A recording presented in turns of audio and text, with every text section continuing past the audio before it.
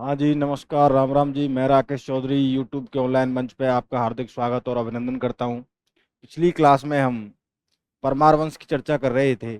उसकी 5 शाखाओं के बारे में हमने चर्चा की थी। उसी को कंटिन्यू करते हुए आज हम पढ़ेंगे जालौर के परमार वंश के बारे में। जालौर की जो शाखा थी वो मुख्य रूप से आपके जो आबू के जो परमार थे उनकी ही सबसे छोटी शाखा थी। कौन सी? जालौर की शाखा। जालौर की हो गई, आपकी किराड़ू की हो गई। इस तरीके से उनकी जो 5 शाखाएं थी उनके बारे में हम बात कर रहे थे। आबू की शाखा के बारे में हमने पढ़ लिया था। आज हम बात करेंगे आगे की। तो सबसे पहले आज हम जो बात करने वाले हैं वो जालौर वंश की। जब हम जालौर वंश की बात करते हैं तो ये बात निकल के आती है कि जो जालौर के जो परमार थे वो आपके आबू के जो परमार थे उनकी सबसे छोटी शाखा थी। कौन सी थी दोस्तों? आबू के परमारों की सबसे छोटी शाखा थी। कौन सी? जालौर शाखा। ये जो आबू के जो परमार थे इनकी ही बहुत छोटी शाखा थी। कौन सी? जालौर की शाखा। इसमें हम जब बात करते हैं तो एक शिलालेख मिलता है आपका 1087 ईस्वी का। 1087 ईस्वी का जालौर का शिलालेख मिलता है जिसमें परमारों के आपके 7 नाम बताए गए हैं। कितने नाम बताए गए हैं दोस्तों?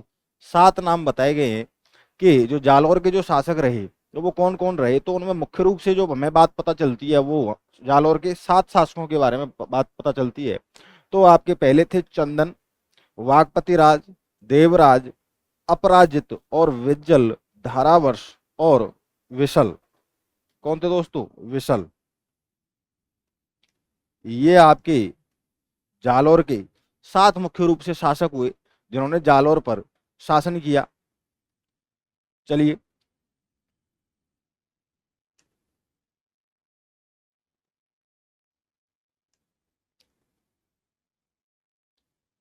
अब हम जालौर वंश की बात कर रहे हैं तो इनका जो मुख्य रूप से जो सर्वाधिक शक्तिशाली जो राजा हुआ जालौर का वो हुआ दोस्तों आपका वागपति राज।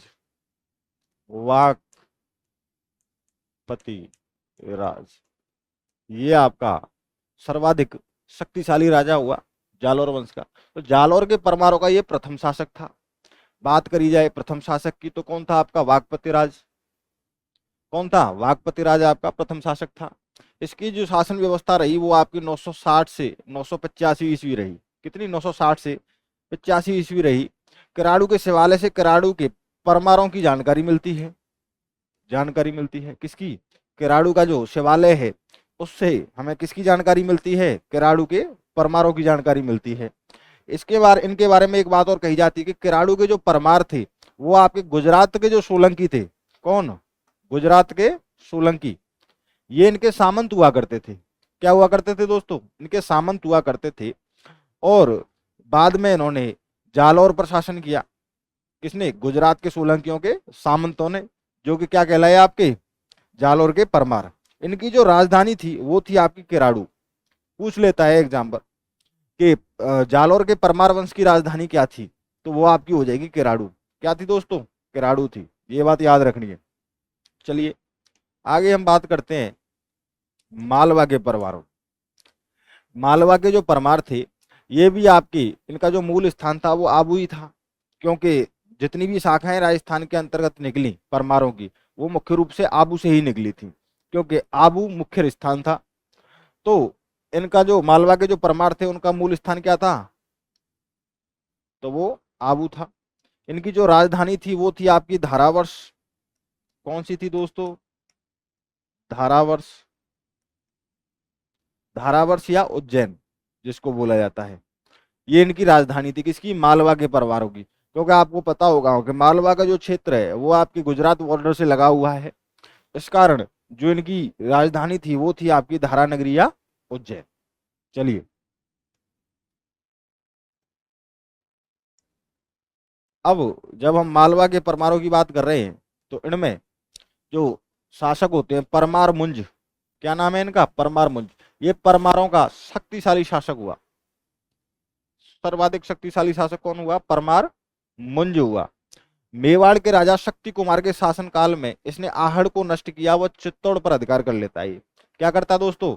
यानी कि जब मेवाड़ के जो राजा हुए शक्ति कुमार, उनके शासनकाल में ये क्या करता है, आपको मेवाड़ को नष्ट कर देता है और चित्तौड़ पर अधिकार कर लेता है।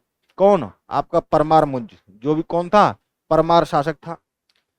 इसने चालुक्य राजा तैलप सेकंड को 6 बार पराजित किया था दोस्तों। इसने कितनी बार किया था, 6 बार इसने तैलप सेकंड को पराजित किया था। और अंतिम बार यानी कि जब ये 7वीं बार जब ये लड़ा, कौन, परमार मुंज, तो उस युद्ध को हारा भी और उसी युद्ध में ये पराजित होकर मारा भी गया। कौन, परमार मुंज। चलिए देखते हैं कि इसने चालुक्य राजा को 6 बार हराया, 6 बार पराजित किया तथा 7वीं बार में खुद हार गया और मारा गया। तो ये 7वीं बार में मारा जाता है।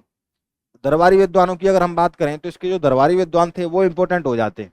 एग्जामिनर पूछ लेता है कि परमार मुंज के दरबारी विद्वानों का निम्नलिखित में से बताइए या इनको सुमेलित कीजिए, तो पूछ लेता है। तो इनके जो दरबारी विद्वानों की बात करते हैं तो इनके दरबारी विद्वान थे वल्लभ, मरुतांग, ये इंपॉर्टेंट हो जाते हैं। सबंधु, अमर, राजशेखर इंपॉर्टेंट हो जाते हैं। इनकी पुस्तक आपको पता होगी, कपूर मंजरी। माघ, ये भी इंपॉर्टेंट हो जाते हैं। धनपाल, मानतुंग, ये भी इंपॉर्टेंट है। ये इनके मुख्य रूप से क्या थे, दरबारी विद्वान थे। कुंभलगढ़ परिस्थिति के अनुसार भोजसर तालाब का निर्माण करवाया इन्होंने। किस तालाब का निर्माण करवाया था, भोजसर तालाब का निर्माण करवाया गया था। यानी कि बहुत रेयर एंड रेयर कंडीशन में ये क्वेश्चन आ सकता है कि भोजसर तालाब का निर्माण किस परमार शासक ने करवाया था, तो उसका आंसर होगा आपकी परमार मुंज ने करवाया था। किसने करवाया था दोस्तों, परमार मुंज ने इसका निर्माण करवाया था। किसका, आपके भोजसर तालाब का। और जो दरबारी विद्वान थे उनमें जो इंपॉर्टेंट हैं वो राजशेखर, मानतुंग, मरुतांग, वल्लभ, स्वबंधु, अमर, माघ और धनपाल, ये हो जाएंगे आप। चलिए आगे बात करते हैं जय सिंह की। जय सिंह की अगर हम बात करें तो हमें ये पता चलता है, जो आपके मालवा का इतिहास रहा उसमें, कि ये एक अयोग्य शासक था। कैसा था, अयोग्य शासक था। और इसका जो सामंत था मांडलिक, वो वांगड़ का राजा था। जो मांडलिक जो सामंत था वो कहाँ का राजा था, वांगड़, वांगड़ का राजा था। वांगड़ क्षेत्र आपको पता ही होगा, डूंगरपुर, वांसवाड़ा, डूंगरपुर और वांसवाड़ा का क्षेत्र क्या कहलाता है आपका, वांगड़ कहलाता है। बांसवाड़ा, डूंगरपुर और बांसवाड़ा की जब हम बात करते हैं तो एक शब्द उसके लिए क्या यूज करते हैं हम, बांगड़। तो वो बांगड़ का राजा था कौन, मांडलिक। 100 यानी कि 1135 ईस्वी में, 1135 ईस्वी में चालुक्य राजा सिंहराज ने मालवा पर अधिकार कर लिया। यानी कि 1135 ईस्वी में जब जयसिंह होता है, जब एक अयोग्य शासक है तो वो शासन व्यवस्था को चला ही नहीं सकता। तो इसी कारण जो आपके चालुक्य राजा सिंहराज होता है वो मालवा पर अधिकार कर लेता है। कब, 1135 ईस्वी में। यहां से फिर स्टार्ट होता है आपका वांगड़ के परमार। कौन से, वांगड़ के परमार का इतिहास स्टार्ट होता है। ये जो शाखा थी आपकी वही डूंगरपुर बांसवाड़ा की, कौन सी, डूंगरपुर बांसवाड़ा, ये क्षेत्र था इनका, कौन सा, डूंगरपुर और बांसवाड़ा। ये मालवा के परमारों के वंशज थे। जैसा कि अभी मैंने बताया कि इनका सामंत मांडलिक हुआ करता था, जो कि क्या था, आपके वांगड़ का राजा था। इनका जो क्षेत्र था वो डूंगरपुर और बांसवाड़ा था। राजधानी थी अर्थूना। क्या थी दोस्तों, अर्थूना इनकी राजधानी थी। अर्थूना इनकी राजधानी थी। राजाओं का जो क्रम था वो था आपके, सबसे पहले हुए धनिक, फिर कंकदेव, फिर सत्यराज, फिर चामुंडराय, फिर विजयराज। ये इनका शासन व्यवस्था रही। यानी कि ये राजा रहे यहाँ के, कहाँ के, वांगड़ के। धनिक, कंकदेव, सत्यराज, चामुंडराय और विजयराज। और चामुंडराय ने 1079 ईस्वी में अर्थूना में महामंडलेश्वर मंदिर का निर्माण करवाया था। ये इंपॉर्टेंट हो जाता है दोस्तों। यानी कि 1079 में, 1079 ईस्वी में किस मंदिर का निर्माण करवाया था चामुंडराय ने, तो करवाया था आपके महामंडलेश्वर, महामंडलेश्वर। ये महामंडलेश्वर मंदिर का निर्माण करवाता है कौन? चामुंड राय। ये इंपॉर्टेंट हो जाता है कि महामंडलेश्वर मंदिर का निर्माण किसने करवाया? तो आपके चामुंड राय ने करवाया। ये बात आई समझ में। आगे हम बात करते हैं प्रतिहार वंश की। यहाँ पर हमारा जो परमार वंश था वो समाप्त हो जाता है वांगड़ पर आकर, और जो चामुंड राय होते हैं वो आपके महामंडलेश्वर मंदिर का निर्माण करवाते हैं। उसके बाद में आज हम बात करेंगे प्रतिहारों की। प्रतिहार वंश की जब हम बात करते हैं तो हमें एक प्रशस्ति मिलती है, बाउक प्रशस्ति। कौन सी दोस्तों? बाउक प्रशस्ति मिलती है। यह जो अभिलेख है बाउक प्रशस्ति का, यह अभिलेख मंडोर के विष्णु मंदिर में लगा लगा हुआ है, जिसे बाद में जोधपुर का जो शहर था उस परकोटे में लगा दिया गया। यानी कि जोधपुर शहर के परकोटे में लगा दिया गया किसको? बाउक प्रशस्ति को। और ये विष्णु मंदिर में लगा हुआ था पहले। किसमें लगा हुआ था? विष्णु मंदिर में लगा हुआ था। और बाद में कहाँ लगा दिया इसको? तो जोधपुर शहर के परकोटे में लगा दिया। यह प्रशस्ति प्रतिहार राजा ने खुदवाई थी, यानी कि प्रतिहार राजा बाउक ने खुदवाई थी। किसको? इस प्रशस्ति को। इस प्रशस्ति में विष्णु एवं शिव की पूजा की जाती थी। इससे हमें पता चलता है कि इस प्रशस्ति से, यानी कि जो बाउक प्रशस्ति है, इससे हमें पता चलता है कि इसमें यह बताया गया है कि विष्णु और वहां पर शिव की पूजा की जाती थी। किसमें? प्रतिहार वंश के अंतर्गत जो पूजा की जाती थी वो किसकी पूजा की जाती थी? तो आपके विष्णु और शिव की पूजा की जाती थी। किसकी की जाती थी दोस्तों? विष्णु और शिव की पूजा की जाती थी। इसका पता हमें किससे लगता है? तो बाउक प्रशस्ति से लगता है। चलिए आगे हम बात करते हैं। ये 861 ईस्वी का अभिलेख है, घटियाल अभिलेख। कौन सा दोस्तों? घटियाल अभिलेख है, जिससे हमें पता चलता है कि प्रतिहार राजा कुक्कुक ने द्वारा स्थापित करवाया गया। यानी कि ये जो अभिलेख है ये आपके किसने स्थापित करवाया था? कुक्कुक ने करवाया था। प्रतिहार राजा कौन था? कुक्कुक। इनमें से एक लेख प्राचीन प्राचीन मंदिर की साल में प्राकृत भाषा में उत्कीर्ण है। किस भाषा में? प्राकृत भाषा में। प्राकृत भाषा में, यानी कि एक जो जैन मंदिर है, कौन सा है? जैन मंदिर। इनमें से एक लेख प्राचीन जैन मंदिर माता की साल में प्राकृत भाषा में उत्कीर्ण है, तथा अन्य 4 लेख संस्कृत भाषा में मंदिर के पास ही खुदवाए गए। संस्कृत भाषा में मंदिर के पास ही खुदवाए गए थे, मतलब लिखवाए गए थे। लिखवाए।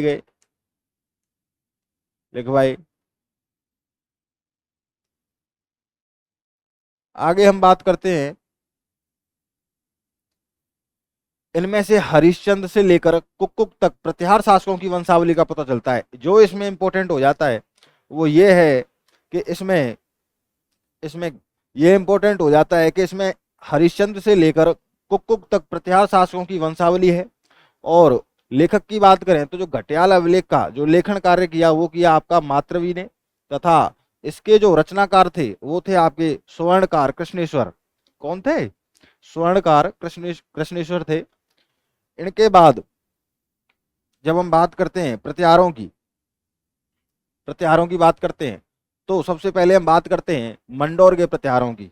मंडोर आपका जोधपुर में पड़ता है, और मंडोर के प्रतिहारों की हम जब बात करते हैं तो सबसे पहले नाम आता है हरिश्चंद्र का। किसका नाम आता है दोस्तों? सबसे पहले नाम आता है हरिश्चंद्र का। इनकी जो उपाधि थी वो थी आपकी योग क्रिया में निपुण। क्या थे ये? योग क्रिया में निपुण थे। कौन? हरिश्चंद्र जी। और कहाँ के शासक थे ये? तो आपके मंडोर के प्रतिहार थे। कौन? हरिश्चंद्र। अगर प्रश्न आ जाए कि योग क्रिया में निपुण उपाधि किसकी थी, तो आप बता सकते हो कि ये जो उपाधि थी ये हरिश्चंद्र की उपाधि थी, जो कि आपके मंडोर के प्रतिहार शासक थे। कौन थे? मंडोर के प्रतिहार शासक थे। आगे हम बात करें तो ये वेद शास्त्र के ज्ञाता थे। किसके? वेद शास्त्र के ज्ञाता थे। नेक्स्ट हम बात करते हैं तो इनके जो रानी थी, ऐसा कहा जाता है कि 2 रानियां थी, एक ब्राह्मण थी और एक क्षत्रिय थी। तो ब्राह्मण से जो पुत्र पैदा हुए वो ब्राह्मण प्रतिहार कहलाए, और क्षत्रिय रानी से जो पुत्र पैदा हुए वो क्षत्रिय प्रतिहार कहलाए। तो इनकी दो रानियां थी, एक ब्राह्मण और एक क्षत्रिय, तो दोनों से ही इनके पुत्र हुए। जब हम बात करते हैं पुत्रों की तो नाम आता है आपके रज्जिल का। मंडोर के प्रतिहार की वंशावली यहां से शुरू होती है, यानी कि जो मंडोर जो शासक हुए, राजा हुए, उनकी जो वंशावली जो प्रारंभ होती है सर्वप्रथम, वो कहाँ से प्रारंभ होती है, तो वो रज्जिल से प्रारंभ होती है। ये प्रश्न कई बार परीक्षाओं में पूछा गया है कि मंडोर के प्रत्याहारों की या प्रत्याहारों की वंशावली कहाँ से प्रारंभ होती है, तो आपकी रज्जिल से प्रारंभ होती है। दोस्तों कहाँ से होती है, रज्जिल आपका इंपोर्टेंट हो जाएगा। तो मंडोर के प्रत्याहारों की वंशावली जो प्रारंभ होती है वो कहाँ से होती है आपकी, तो रज्जिल से होती है। उसके बाद में नाम आता है कक का। यह रघुवंशी प्रतिहार राजा वत्सराज का सामंत था। किसका था दोस्तों, वत्सराज का सामंत था। वत्सराज का सामंत था कौन, आपका कक, यानी कि रघुवंशी प्रतिहार राजा वत्सराज का सामंत था कौन, आपका कक। इसकी जो रानी थी भाटी रानी, उसने जन्म दिया था वाक को। किसको, बाहुक को जन्म दिया था, जो कि अभी हमने बाहुक प्रशस्ति पढ़ी थी। उसके बाद में इसकी जो दूसरी रानी थी दुर्लभ देवी, कौन सी थी, दुर्लभ देवी, दुर्लभ देवी, दुर्लभ देवी, उससे जिस पुत्र का जन्म हुआ था उसका नाम था कक्कुक। क्या था, कुक, उसका नाम था। जैसे दुर्लभ देवी से जो पैदा हुआ था उसकी माता का नाम क्या था, कुक था। और ये दोनों रानियां किसकी थी, कक की राजधानी वो रानियां थी ये। और रघुवंशी प्रतिहार राजा वत्सराज का सामंत था कौन, कक का आपका। आगे जब हम बात करते हैं भावुक की, तो इसने भूकअप, ये है आपका भूकअप, भूकअप के युद्ध में मयूर नामक, मयूर नामक राजा को हराया। किसने, आपके भावुक ने। तथा मंडोर में प्रशस्ति लगवाई, यानी कि अभी जब हमने पढ़ी थी कौन सी, भावुक प्रशस्ति, वो कहां पर लगी हुई है आपकी, तो जोधपुर शहर के परकोटे पे लगी हुई है कि नहीं लगी हुई। तो उस प्रशस्ति को लगवाया किसने, भावुक ने लगवाया था। और इसने भूकंप के युद्ध में मयूर नामक राजा को हराया। आगे हम बात करते हैं कुक्कुक की, तो यह संस्कृत में काव्य रचनाएं किया करता था। कौन, कुक्कुक। ये दोनों भाई थे, भावुक और कुक्कुक दोनों भाई थे। तो ये संस्कृत में काव्य रचना किया करता था कौन, आपका कुक्कुक। फिर इसके बाद में एक अभिलेख मिलता है हमको, चेराई अभिलेख। कौन सा, चेराई अभिलेख मिलता है। ये आपका प्रतिहार दुर्लभ राज के पुत्र जसकर्ण की जानकारी देता है। किसकी, जसकर्ण की जानकारी देता है। यहां से प्रश्न बना है कई बार कि चेराई अभिलेख से हमें किसकी जानकारी मिलती है, तो प्रतिहार राजा दुर्लभ राज के पुत्र जसकर्ण की जानकारी मिलती है। किसकी दोस्तों, जसकर्ण की, जसकर्ण की जानकारी मिलती है। किस अभिलेख से, चेराई अभिलेख से। कालांतर में इंदा प्रतिहार ने प्रतिहार राजा हम्मीर से परेशान होकर मारवाड़ राव चूड़ा राठौर को मंडोर दहेज में दे दिया। कालांतर में क्या होता है कि इनके बाद में कई शासक बने, शासन व्यवस्था चलती रही, लेकिन एक समय ऐसा आया जब इन्होंने जो प्रतिहार यानी इंदा प्रतिहार, यानी कि इनका जो एक राजा हुआ कालांतर में, इंदा प्रतिहार, क्या नाम था उसका, इंदा प्रतिहार। उसने हम्मीर यानी कि जो मारवाड़ के जो राजा थे उनसे परेशान होकर चूड़ा राठौड़ को, चूड़ा राठौड़ को मंडोर दहेज में दे दिया। कौन सा, मंडोर। और हमने ये पढ़ा कि जो प्रतिहार राजा थे मंडोर के, वो सर्वाधिक जो मूलभूत जो उनका स्थान रहा वो मंडोर ही रहा। और जब घर ही चला गया तो बाकी की शाखाओं का करना ही क्या। तो मंडोर को दहेज में दे दिया जाता है, किसके द्वारा, इंदा प्रतिहार के द्वारा। किसको दे दिया जाता है, तो चूड़ा को दे दिया जाता है, चूड़ा राठौड़ को दे दिया जाता है। तो इस तरीके से यहाँ पर प्रतिहार वंश की जो शासन व्यवस्था थी वो यहाँ पर आपकी समाप्त हो जाती है। आगे बात करते हैं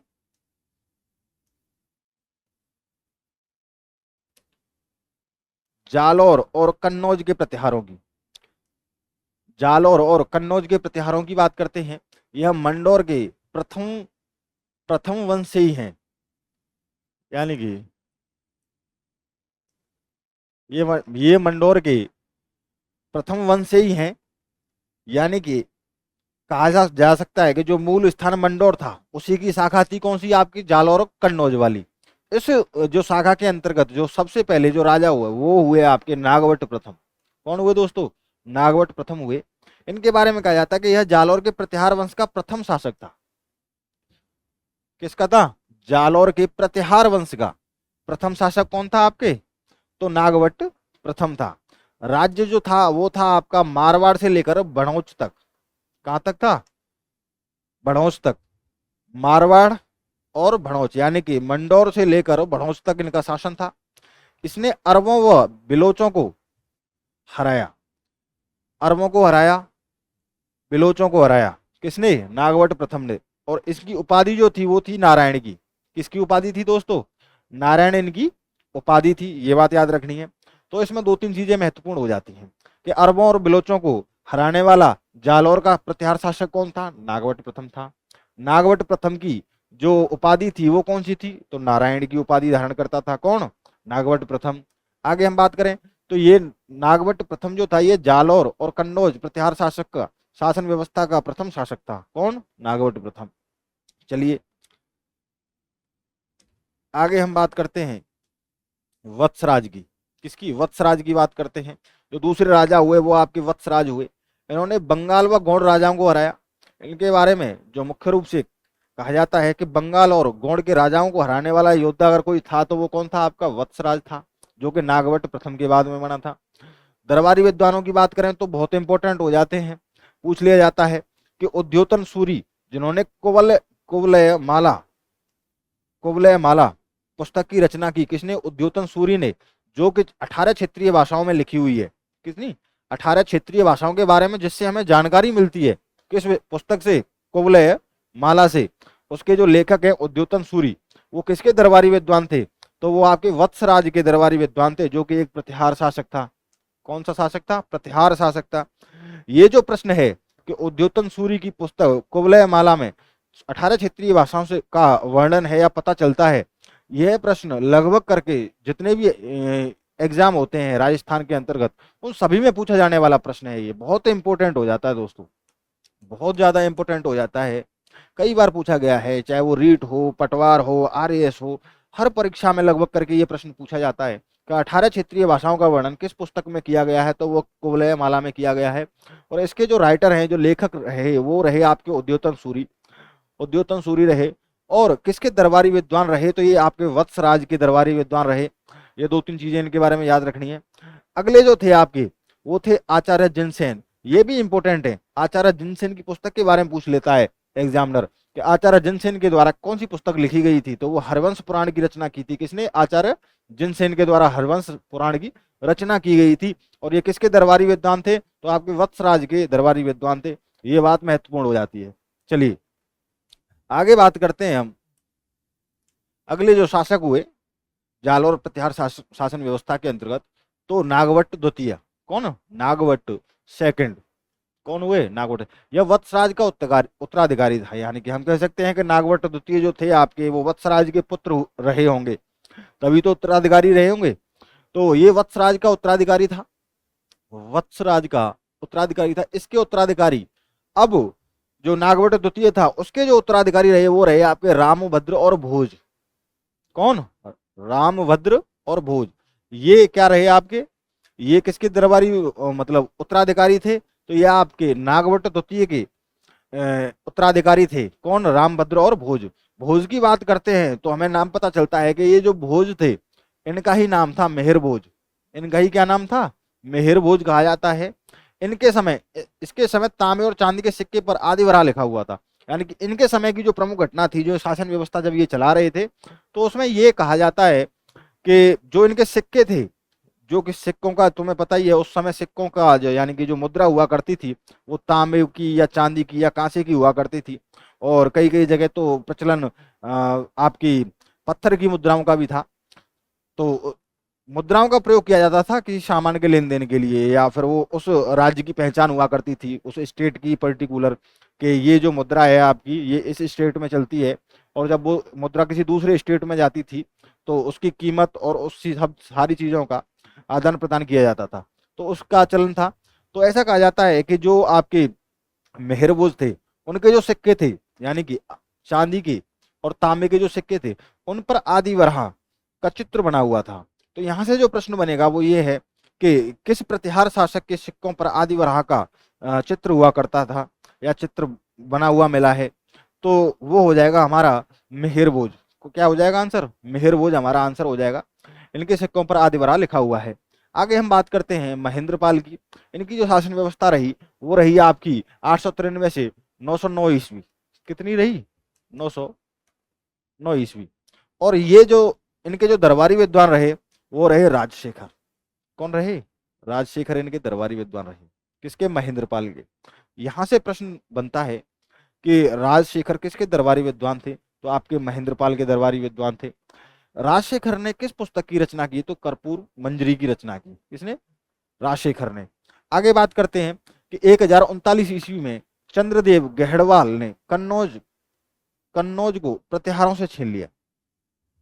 किसने, चंद्रदेव गहड़वाल ने प्रतिहारों से क्या छीन लिया, कन्नौज को छीन लिया। किसको छीन लिया, कन्नौज को छीन लेते हैं। कौन छीन लेते हैं, तो चंद्रदेव गहड़वाल छीन लेते हैं। तो इस समय तक आते आते ये बात है आपके 1039 ईस्वी। कितनी, 1039 ईस्वी की घटना है जब चंद्रदेव गहड़वाल प्रतिहारों से कन्नौज छीन लेते हैं। क्या छीन लेते हैं, कन्नौज छीन लेते हैं। और जो अभिलेख है राजौरगढ़ का, ये बहुत महत्वपूर्ण हो जाता है। 960 ईस्वी का अभिलेख है।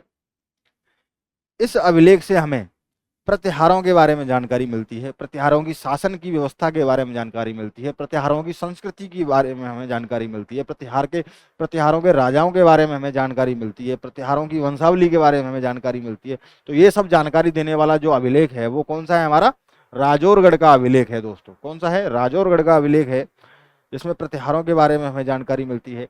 ये सारी चीजें हमें बताई गई हैं किसमें, राजौरगढ़ के अभिलेख के अंतर्गत, जो कि है आपका 960 ईस्वी का। तो सबसे पहले तो महत्वपूर्ण ये हो जाता है कि ये जितने भी अभिलेख हैं ये अभिलेख एग्जाम में पूछे जाते हैं। जब भी प्रश्न बनता है तो वो 4 अभिलेख देता है, या तो वो उनकी स्थिति पूछेगा, या उनका टाइम पूछेगा, या फिर किससे संबंधित है वो उसके बारे में पूछेगा एग्जामिनर। तो अभिलेख इसलिए महत्वपूर्ण हो जाते हैं कि या तो वे किसी से संबंधित हैं, या किसी की जानकारी देते हैं, या फिर उनकी रचना किसने की। तो ये सारी चीजें उनके बारे में महत्वपूर्ण हो जाती हैं। तो जो महत्वपूर्ण बिंदु हैं उनको आप देख सकते हो। इसी के साथ में आज की जो क्लास है हमारी वो समाप्त होती है, प्रत्यार हमारे कंप्लीट हो जाते हैं। अगली जो नेक्स्ट क्लास होगी हमारी उसमें हम मारवाड़ के बारे में पढ़ेंगे और मारवाड़ वंश की चर्चा करेंगे। मेवाड़ हमारा कंप्लीट हो ही गया था और परमार हमारे कंप्लीट हो ही गए, प्रत्याहार हमारे कंप्लीट हो ही गए। आगे की जो क्लास होगी वो होगी मारवाड़ वंश के बारे में। मारवाड़ वंश की चर्चा करेंगे, मारवाड़ वंश की जो शाखाएं रही, मारवाड़ के जो राजा रहे उन्होंने कौन कौन से युद्ध लड़े, क्या क्या उनकी विशेषताएं रही, शासन व्यवस्था कैसी थी, और किस शासक के बारे में क्या कहा जाता है, कौन सी उपाधियां धारण की थी। जो महत्वपूर्ण प्रश्न बनते हैं उनके ऊपर अपन चर्चा करेंगे। इसी के साथ आज की क्लास समाप्त करते हैं। धन्यवाद।